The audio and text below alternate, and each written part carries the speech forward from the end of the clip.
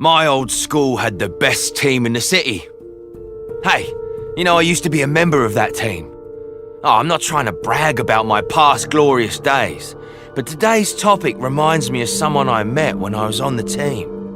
The seniors would always give rookies a hard time. They'd just make the rookies fetch balls and ride the bench. This was no big deal, but there was one new kid who was always really odd and out of place. He was pale and thin as a beanpole, and he never got involved with the others. I was bored one day and started watching him, trying my best to engage him and work with him. I soon noticed that every time he handed the ball to a senior, he would sniff them discreetly and then mutter something to himself. After passing the ball to the first senior, he said, "Pork chops." At first, I thought he was insulting them in his own weird way. Then there was a short little senior who he smelled and said, "Milk. Milk." He wasn't even that pale. Maybe he was just trying to insult the fella, saying something about his height. Then he came face to face with one of the most popular guys, who also happened to be the richest kid on the team.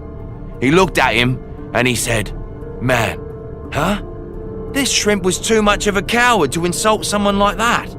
Then along came a seriously chubby senior, and he said, "Spinach." The more I heard, the less I understood. Shouldn't this senior be a pork chop too? The next day, a big commotion erupted at our school. We didn't know all the details, just that the police had arrested a sicko serial killer. The news terrified everyone, and a lot of students transferred. But who was the killer anyway?